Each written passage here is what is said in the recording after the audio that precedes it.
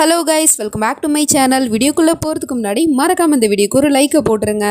Last பார்ட்டில் இந்த சூனியக்காரியும் சனம் அந்த பக்கமாக கிராஸ் பண்ணி போகிறத பார்த்தவளுக்கு பயங்கரமான ஷாக்காக இருக்குது. நம்ம சனம் ஹோட்டலுக்குள்ளே தான் போயிட்டு இருக்கா. இவன் இங்கே என்ன பண்ணிட்டு இருக்கா அப்படின்னு சொல்லிட்டு அவன் இங்கேருந்து வந்துட்டு இருக்கா. அதுக்குள்ளே இங்கே நம்ம ஷாத் வந்துட்டு சனமை கூட்டிகிட்டு போயிடுறான். வா சாப்பிட்றதுக்கு போகலாம் அப்படின்னு சொல்லிட்டு அவள் வந்து பார்க்கும்போது அங்கே யாருமே இல்லை. ஒருவேளை நான் தான் அவள் வந்திருக்கிறதா தப்பாக நினச்சிக்கிட்டனோ, அவள் தான் பாகிஸ்தானில் இருக்காள், இங்கே எப்படி அவள் வர முடியும் அப்படின்னு சொல்லிட்டு அவள் இங்கேருந்து போயிடுறா. இந்த பக்கம் வீட்டில் என்னடானா அவள் உயிரோட தான் இருக்கா. ஆனால் இவங்க ரெண்டு பேரும் அவளோட ஃபோட்டோவெல்லாம் வச்சுக்கிட்டு சாம்பிராணி போட்டுட்டு இருக்காங்க. ஏன்னா இவ ஒரு சூனியக்காரி, எங்கே செத்து நம்மளை பழிவாங்க வந்துருவாளோ அப்படிங்கிற மாதிரி சொல்லிட்டு. ஆனால் அந்த ஃபோட்டோவை பாருங்கள், பார்க்குறதுக்கே ரொம்ப காமெடியாக தான் இருக்குது. அப்படியே அவங்க ரெண்டு பேரையும் முறைச்சி பார்க்குற மாதிரி. ஸோ அப்போ அந்த பக்கமாக ஆயில் கிராஸ் பண்ணி போகிறேன். இவங்க ரெண்டு பேரையும் பார்த்துட்டு என்ன பண்ணுறீங்க நீங்கள் அப்படின்னு கேட்டால், அது எப்படி நாங்கள் என் வாயால் சொல்கிறது, உங்களோட மனைவி அதான் சனம் அந்த சூனியக்காரி இருக்காளே அவள் செத்து போயிட்டா அப்படிங்கிற மாதிரி சொல்லிட்டு அழுதுகிட்டே சொல்லவும், இதையே நீங்கள் இவ்வளோ சோகமாக சொல்கிறீங்க, ஒருவேளை அவள் செத்து போயிட்டானா அது சந்தோஷமான விஷயம் தானே, அவள் செத்து போயிட்டா சந்தோஷப்படுற ஆள் நானாக தான் இருப்பேன், நல்ல நியூஸும் சொன்னீங்க போங்க அப்படிங்கிற மாதிரி சொல்லிட்டு அவங்க ரெண்டு பேருக்கும் பணத்தை கொடுத்து ஸ்வீட் எடுங்க கொண்டாடுங்க அப்படிங்கிற மாதிரி அவங்க ரெண்டு பேருக்கும் பணத்தை வேற கொடுக்குறான். அது மட்டும் இல்லாமல் வீட்டுக்குமே ஸ்வீட்ஸ் வாங்கிட்டு வாங்க, ஏன்னா இன்னைக்கு நாசியாவோட மாமியார் வீட்டிலேருந்து வராங்க அப்படிங்கிற மாதிரி சொல்லிட்டு அவன் இங்கே இருந்து போயிடுறான். ஆகிலே இப்படி சொல்லிட்டு போனதுக்கப்புறம் இவங்க ரெண்டு பேரும் அவள் தான் செத்து போயிட்டால, இனிமேல் அவள் என்ன உயிரோட வரவா போகிறா அப்படின்னு சொல்லிட்டு அவளோட ட்ரெஸ்ஸு ஜுவல்ஸ் எல்லாம் ஆளுக்கு பாதியாக ஷேர் பண்ணி எடுத்துக்கிறாங்க. நம்ம ஆகில் நேராக ஹோட்டலுக்கு தான் வந்திருக்கான். எதுக்காகனா நம்ம சனமை கூட்டிகிட்டு போகிறதுக்காக வீட்டுக்கு. இன்றைக்கி நாசியாவோட மாமியார் வீட்டிலேருந்து எல்லோரும் வராங்க இல்லையா. ஸோ அந்த சாக்கை வச்சுட்டு இன்றைக்கி சனமை எப்படியாவது வீட்டுக்கு கூட்டிகிட்டு போயிடணும், அவங்க வந்தானா அவளுக்கு எல்லா விஷயமே ஞாபகம் வர வாய்ப்பு இருக்குது அப்படிங்கிற மாதிரி சொல்லிட்டு வந்துட்டுருக்கான். அதுக்குள்ளே இவங்க ரெண்டு பேரும் இங்கே ஃபுட்டை ஆர்டர் பண்ணிவிட்டு வெயிட் பண்ணிட்டு இருப்பாங்க போல். ஸோ அப்போ ஷாத் வந்து உங்ககிட்ட ஒரு முக்கியமான விஷயத்தை பற்றி பேசணும் அப்படின்னு சொல்கிறான். சரி சொல்லுங்கள் அப்படின்னு சொன்னால், அந்த விஷயத்தை எப்படி சொல்கிறதுன்னு தெரியல, எனக்கு ரொம்ப பயமாக இருக்குது அப்படிங்கிற மாதிரி சொல்லிட்டு இருக்கான். அட என்ன பேசிகிட்டு இருக்கீங்க, நீங்கள் ஒரு ஆர்மி ஆஃபீஸரு, நீங்கள் உங்கள் பொண்டாட்டிக்கு போய் பயந்து நடுங்குறீங்க அப்படின்னு வெளியில் தெரிஞ்சிச்சுன்னா எல்லோரும் என்ன நினைப்பாங்க அப்படிங்கிற மாதிரிலாம் சொல்லிட்டு கிண்டல் பண்ணிவிட்டு சரி சொல்லுங்கள் அப்படின்னு சொல்லிட்டு அவனோட கையை பிடிச்சி பேசிகிட்டு இருக்கா. அப்போ கரெக்டாக ஆகில் அங்கே வந்து அதை பார்த்துடுறான். அவனுக்கு ரொம்ப ஜலஸாக தான் இருக்குது. ஸோ அதனால் அவன் இங்கேருந்து வந்துட்டு இருக்கான். இவனை இங்கே சொல்ல போகிற நேரமாக பார்த்து அவன் வந்து ஜாயின் ஆகிக்கிறான். என்ன காலங்காத்திலே வந்திருக்கீங்க அப்படின்னு கேட்டால், எங்கள் வீட்டுக்கு உங்களை கூட்டிகிட்டு போகலான்னு தான் வந்திருக்கேன் அப்படின்னு சொல்லிட்டு இருக்கான். என்ன விசேஷம் அப்படின்னு கேட்டால், என்னோட தங்கச்சியோட மாமியார் வீட்டிலேருந்து எல்லாரும் வராங்க, ஸோ அது ஒரு ஃபங்க்ஷன் மாதிரி பண்ணுறோம், ஸோ அதுக்கு நீங்களும் வந்தால் நல்லா இருக்குமே அப்படிங்கிற மாதிரி யோசித்தேன், அதனால தான் வரீங்களா அப்படின்னு கூப்பிட்டா அவன் நான் முடியாது, எனக்கு ஒரு ஒர்க் இருக்குது அப்படின்னு சொல்கிறான். அப்படியே அதனால என்னென்னா ஜன்னத்தை அழைச்சிட்டு போகிறேன் வீட்டுக்கு, நீங்கள் அப்புறமா ஒர்க் முடிச்சுட்டு வந்து ஜாயின் பண்ணிக்கோங்க அப்படின்னு சொன்னால் அவள் வரமாட்டேன்னு சொல்கிறா. ஏன் புருஷன் இல்லாமல் நான் எங்கேயும் வரமாட்டேன் அப்படின்னு சொல்லிட்டு இருக்கா. உடனே ஷாது என்ன யோசிச்சான்னு தெரில, நான் போயிட்டேன்னா எப்படின்னு இந்த ஹோட்டலில் தனியாக தானே இருப்பேன், ஸோ அதனால் நீ கிளம்பி போ, நான் வந்து ஜாயின் பண்ணிக்கிறேன் அப்படிங்கிற மாதிரி சொல்லிட்டு அவங்க கூட அவளை அனுப்பி வைக்கிறான். இவனும் காரில் கூட்டிகிட்டு வந்துட்டான் வீட்டுக்கு. அந்த வீட்டை பார்த்து அடிச்சதுக்குன்னு நம்ம ஹீரோயினிக்கு பழசெல்லாம் ஞாபகத்துக்கு வந்துட்டு போகுது. அதாவது நம்ம ஹீரோயினி ஃபர்ஸ்ட் டைம் இந்த வீட்டுக்கு வந்தா இல்லையா, அதாவது கல்யாணத்துக்கு முன்னாடி, அது அவளுக்கு கொஞ்சமாக ஞாபகத்துக்கு வர மாதிரி தெரியுது. நம்ம ஆகிலுமே பார்த்துட்டு இருக்கான். இதுக்காக தானே அவனுமே அழைச்சிட்டு வந்துட்டு இருக்கான். ஸோ அப்போ வந்து ஒரு ஆள் வந்துட்டு மேயர் வீட்டிலேருந்து வராங்கல்ல, அவங்களுக்கு கிஃப்ட்டு கொடுக்கணும், என்ன கொடுக்கலாம் அப்படிங்கிற மாதிரி சொல்லிட்டு கேட்கும். நீ உள்ளே போ ஜனத், நான் ஏதோ வந்துடுறேன் அப்படிங்கிற மாதிரி சொல்லிட்டு அவளை மட்டும் தனியாக அனுப்பிச்சிக்கிறான். அவளுமே வந்துட்டு வீட்டுக்குள்ளே என்ட்ரு ஆகிறா. வீட்டுக்குள்ளே வந்த உடனே அவளுக்கு சில விஷயம்லாம் ஞாபகம் வருது. அதாவது ஒவ்வொரு கார்னரையுமே பார்க்கும்போது ஒவ்வொரு ஞாபகம் வந்துட்டு போகுது. கிச்சனில் இவள் சமைக்கிற மாதிரிலாம் ஞாபகத்துக்கு வந்துட்டு போகுது. ஆனால் இவளுக்கு ஒன்றுமே புரியல, ஒரே வித்தியாசமாக தான் இருக்குது. நான் இந்த வீட்டுக்கு முதல் முறையாக வரேன், ஆனால் இந்த வீட்டில் பல நாள் தங்கி இருந்து பழகுன மாதிரியே ஒரு ஃபீல் ஆகுது, ஏன் அப்படிங்கிற மாதிரி சொல்லிட்டு யோசிச்சுட்டு இருக்கா. அப்போ தான் அந்த சூனியக்காரியுமே பயங்கர கோவத்தோட வீட்டுக்குள்ளே என்ட்ரி ஆகிட்டு இருக்கா. இந்த பக்கம் சனம் நின்றுட்டு இருக்கா. நல்ல வேளை அவள் அந்த பக்கமாக போயிட்டு இருக்கா. வந்து பார்த்தா அவளோட ஃபோட்டோ தான் இருக்குது, சாம்பிராணிலாம் போட்டு வச்சுருக்காங்க. என்ன நடக்குது இங்கே அப்படிங்கிற மாதிரி சொல்லிட்டு கோமா நடந்து வந்தா எதிர்த்தாப்புல அந்த ஆண்டி கண்ணில் பட்டுருச்சு. ஆண்டியாவது இவளோட சாரியை கட்டியிருக்கிறத பார்த்துட்டு நீ எதுக்காக ஏன் சாரியை போட்டிருக்க அப்படின்னு கேட்டால், அந்த ஆண்டியும் அப்படியே பயத்தில் உறைஞ்சி போய் நின்றுட்டு இருக்கு. ஏன்னா செத்தவை எப்படி உயிரோட வந்தா அப்படிங்கிற மாதிரி சொல்லிட்டு கேட்க பதில் சொல்லாமல் அப்படியே மயங்கி விழுந்துருச்சு. அதுக்கப்புறம் அவளும் கோவத்தோட அவளோட ரூமுக்கு போயிடுறா.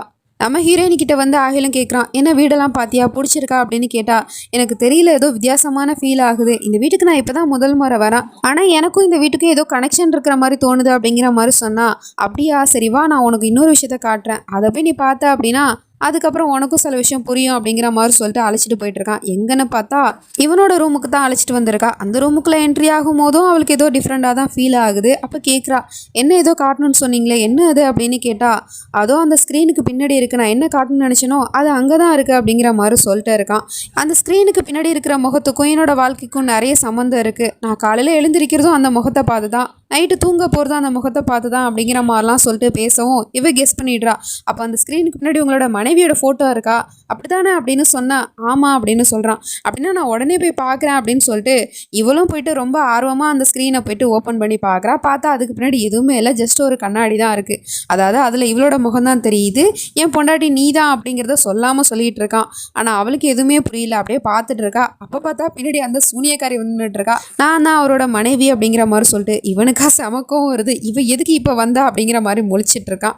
அப்போ அவளும் போய் கேட்குறா, இவங்க தான் அவங்களோட மனைவியா அப்படின்னு ஆகில் கிட்ட கேட்டால் ஆமான்னு சொல்கிறான். அதாவது இவ தான் என்னோட மனைவி, பட் இவ என்னோட செகண்ட் மனைவி சனம் அப்படின்னு சொன்னால் எனது சனமா, இவங்க பேரும் சனமா, அப்போ உங்கள் முதல் மனைவி பேரும் சனமா, என்ன இது கோயின்சிடன்ஸாக இருக்குது அப்படின்னு கேட்டால் ஆமாம் என் புருஷனுக்கு அந்த சனம்ங்கிற பேரில் ஒரு ஈர்ப்பு, உங்கள் பேர் சனம் ஒன்றும் இல்லையே, ஏன் கேட்குறேன்னா ஒருவேளை உங்கள் பேரும் சனமாக இருந்துச்சுன்னா என் புருஷன் உங்களே கல்யாணம் பண்ணிப்பாரு அப்படிங்கிற மாதிரிலாம் சொல்லிட்டு நக்கலாக பேசிகிட்டு இருக்கா. இவ சொல்கிறா இல்லை என் பேர் ஜன்னத், அது மட்டும் இல்லாமல் எனக்கு ஆல்ரெடி மேரேஜ் ஆகிடுச்சு அப்படிங்கிற மாதிரிலாம் சொல்லிட்டு இருக்கா. உடனே ஆகிலும் சரிவா நான் வீட்டில் இருக்கிற மற்ற இடத்த சுற்றி காட்டுறேன் அப்படின்னு சொன்னால் நீங்கள் இருங்க ஆகில், நானே கூட்டிகிட்டு போகிறேன் இவங்கள, ஏன்னா அவங்க வீட்டுக்கு வந்த விருந்தாளி, நான் கூட்டிகிட்டு போகாமல் வேறு யார் கூட்டிகிட்டு போவா அப்படிங்கிற மாதிரி கேட்டால் அவளும் ஷியோர் நான் வரேன் அப்படின்னு சொல்லிட்டு இருக்கா. உடனே ஆகிலும் அந்த சூனிய கரெக்டாக மெதுவாக சொல்லிட்டு இருக்கான், இங்கே பாரு அவளை நீ ஏதாவது ஹர்ட் பண்ணன்னு மட்டும் எனக்கு தெரிஞ்சிச்சு அப்புறம் நான் உன்னை சும்மா விட மாட்டேன் அப்படின்னு சொல்லிட்டு இருக்கான். அவ்வளோ பயம் இருந்தால் எதுக்கு அவளை வீட்டுக்கு கூட்டிகிட்டு வந்தீங்க, நான் ஏதோ அவளை பண்ண மாட்டேன், ஏன்னா அவளுக்கு தான் பழசு எதுவுமே ஞாபகம் இல்லையே, அதனால அவளால் என் வாழ்க்கைக்கு எந்த ஒரு பிரச்சனையும் வராதுங்கிறது எனக்கும் தெரியும், ஸோ நான் அவளை எதுவும் பண்ண மாட்டேன் அப்படிங்கிற மாதிரி சொன்னதும் சரி ஓகே பார்த்துக்கோ அப்படிங்கிற மாதிரி சொல்லிட்டு அவனும் இங்கேருந்து போயிடுறான். அதுக்கப்புறம் இவளும் அவளை கூட்டிகிட்டு வீடெல்லாம் சுற்றி காட்டுறதுக்கு போயிட்டே இருக்கா. அப்போ இவளும் கேட்குறா, சரி உனக்கு எப்போ கல்யாணம் ஆச்சு அப்படின்னு கேட்டால் அதை பற்றிலாம் எனக்கு எதுவும் ஞாபகம் இல்லை, நான் எல்லாத்தையும் மறந்துட்டேன் அப்படின்னு சொல்லிட்டு இருக்கா. அப்படியா, அப்போ உனக்கு மெமரி லாஸ் ஆகிடுச்சா, நீ பழைய விஷயத்த ஞாபகப்படுத்த முயற்சி பண்ணலையா அப்படின்னு கேட்டால் இல்லை டாக்டர் தெளிவாக சொல்லிட்டாங்க, நான் பழைய விஷயத்த ஞாபகப்படுத்தி பார்த்தேன் அப்படின்னா ரொம்ப ஸ்ட்ரெஸ் கொடுத்தேன் அப்படின்னா அதுக்கப்புறம் இந்த ஸ்ட்ரெஸ்ஸில் என்னோட உயிரே போக வாய்ப்பு இருக்குது அப்படின்னு சொல்லியிருக்காங்க, ஸோ அதனால் நான் எதையும் ஞாபகப்படுத்திக்க விரும்பலை அப்படிங்கிற மாதிரி சொல்லிட்டு இருக்கா.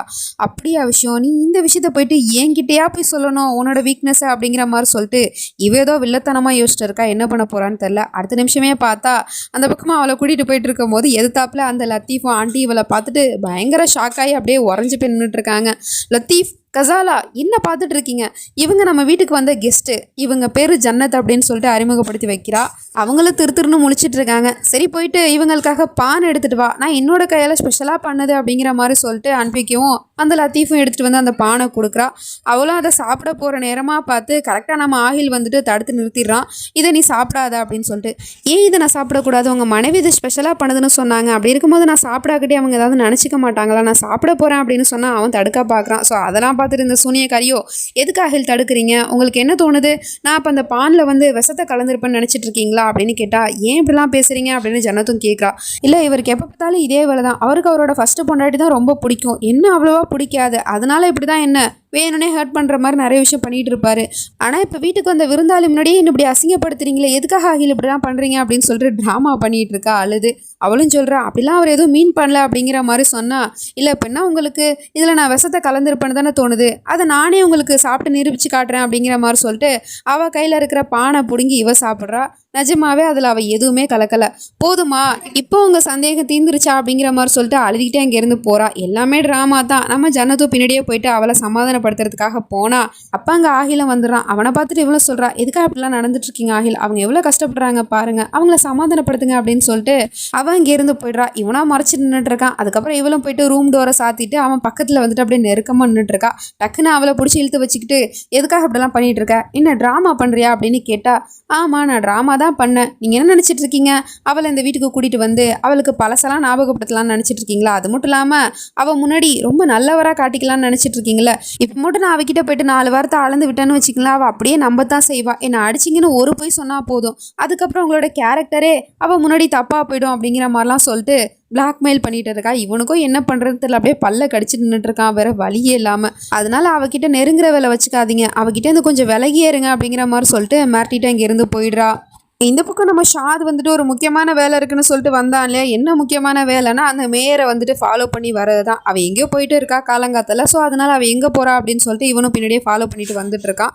அவள் பார்த்தா நேராக நம்ம ஆகிலோட வீட்டுக்கு தான் வந்துட்டு இருக்கா.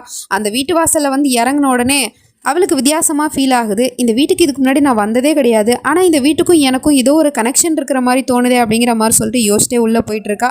இவனும் பின்னாடியே அந்த வீட்டுக்குள்ளே வந்துட்டான். பட் விண்டோ டோர் வழியாக தான். அதுக்கப்புறம் ஒரு ரூமுக்குள்ளே போயிட்டு கதவை சாத்திக்கிறான். அது வேற யாரோட ரூமும் இல்லை, நம்ம ஆகில் சனமோட ரூமு. அங்கே பின்னாடி வேற அவங்க 2 பேரோட ஃபோட்டோ இருக்குது. அதை அப்படி திரும்பி பார்க்க போகிற நேரமாக பார்த்து இந்த பக்கம் யாரோ வர சத்தம் கேட்குது. ஸோ அதனால் அவனுமே அந்த ரூமை விட்டு எஸ்கேப் ஆகி வெளியே வரான். வந்து பார்த்தா அந்த சூனியக்காரி கண்ணில் பட்டுறான். அவனுக்கு இவளை பார்க்கும் போது எங்கேயோ பார்த்த மாதிரி இருக்குது. அதான் பாகிஸ்தானுக்கு வேஷம் போட்டு வந்தா இல்லையா, ஸோ அதனால் அப்போ சொல்கிறா, நீங்கள் தானே ஷாத் ஜனத்தோட ஹஸ்பண்ட், வாங்க அவள் இங்கே தான் இருக்கா அப்படிங்கிற மாதிரி சொல்லிட்டு கூப்பிட்டுட்டு போயிட்டு இருக்கா. அதே சமயம் இந்த பக்கம் ஃபங்க்ஷன் ஸ்டார்ட் ஆகிட்டு போல் எல்லாரும் வீட்டுக்கு கெஸ்டெல்லாம் வந்திருக்காங்க. அந்த தம்பிக்காரனுமே வந்துட்டான். அவனை வெல்கம் பண்ணி வரவேற்றா. உன் அக்கா எங்கே அப்படின்னு கேட்டால் ஏதோ வந்துட்டாங்க அப்படின்னு சொல்லிட்டு இருக்கான். பார்த்தா அவளுமே வந்து நின்றுட்டு இருக்கா பொக்கையை வச்சுக்கிட்டு. அந்த பொக்கையை விலக்கி பார்க்கும்போது அவளோட முகத்தை பார்த்த ஆகிலுக்கு பயங்கரமான ஷாக்கு. இவ பார்க்கறதுக்கு அப்படியே நீலாம்பரி மாதிரி தான் இருக்கா. பட் மார்வேஸ்தில் இருக்கிறதுனால நம்ம ஆகில் கண்டுபிடிப்பானா இல்லையா அப்படிங்கிறதுலாம் தெரியல. வெயிட் பண்ணி தான் பார்க்கணும். நெக்ஸ்ட் நினச்சி நம்ம அடுத்த பாட்டில் பார்த்து தெரிஞ்சுப்போம். அது வரைக்கும் பை ஃப்ரெண்ட்ஸ்.